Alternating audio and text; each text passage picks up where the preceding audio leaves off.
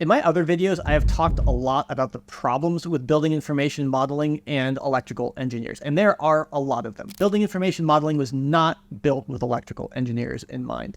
In this video, I want to take a slightly different view of BIM and talk about what it would look like if BIM was built for electrical engineers. I want to provide a positive vision for how BIM could actually be beneficial to electrical engineers and what that would look like for you. So the framework that I have for thinking about this is the electrical BIM triangle.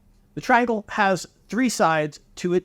At the bottom, we have the 3D model. On one side is the single line diagram. On the other side are the calculations. And then all three of these are being driven by the electrical engineering building information model in the middle. This triangle provides a framework that is going to make BIM useful for electrical engineers. You want to have the electrical engineering BIM in the middle, driving all three sides of these triangles. Now, really, when we think about BIM for electrical engineers, that's largely going to involve Revit because they're the most mature platform at this point for electrical engineers. And that really covers the bottom section of the triangle, the 3D model. So you can do your 3D model in Revit, but there's these other parts that are not being handled well. So we have the calculations, and Revit does some calculations. You can get your panel schedules in there. They have some attempts at wire sizing and voltage drop, but not really the whole depth and breadth of calculations that you need to do electrical engineering. And then they don't have anything for single line diagrams. So for building information modeling to actually be useful for an electrical engineer, it needs to cover all three sides of this triangle, not just one or one and a half of them.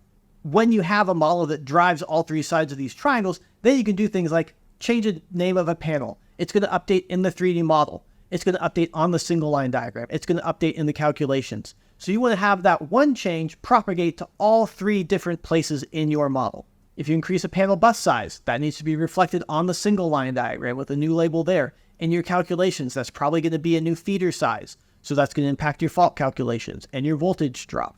In the 3D model, that new bus size might have a new actual physical size for the panel, so you need to have that reflected there as well. The interesting thing about this vision for BIM for electrical engineers is it actually makes BIM useful regardless of what anyone else in the project is doing. If you as an electrical engineer actually had a model where you made a change and it updated all of the other places, you wouldn't care what anyone else is doing because that's going to be useful for your own purposes. You are going to be more productive using BIM that recognizes and acknowledges all three sides of this triangle.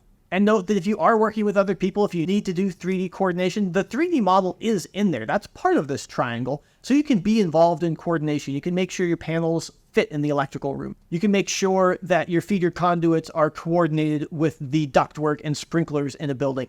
But as the electrical engineer, that coordination is probably like the 10th most interesting thing you could do with BIM. There's so much more you can do with BIM when you're thinking about the single line diagram and the calculations and the 3D model at the same time that are helpful to you as the electrical engineer that are not related to coordination. There's a lot of thought and theory that goes into building information modeling, but ultimately it has to be implemented using software. We can have a framework like the electrical BIM triangle, but if it's not actually implemented in any software, that doesn't help the electrical engineer as the end user of BIM.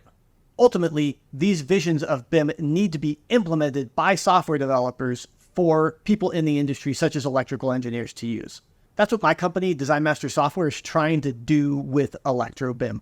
We're trying to actually take this framework and put it into something real and tangible and usable that engineers can use today on their projects. We've built on top of Revit because that's a really strong BIM package to begin with, and we're trying to add the pieces of electrical engineering that are missing from it so that you have a model, a framework that's usable for electrical engineers and is as valuable and productive as possible. You can take a look at what we've done. You can download a free trial from our website at designmaster.biz. I'll include a link to that in the show notes. If you want to learn more about our vision and see how we're using this framework to implement various parts of electrical engineering, make sure to subscribe to the channel, and we'll have more videos covering those topics in the future.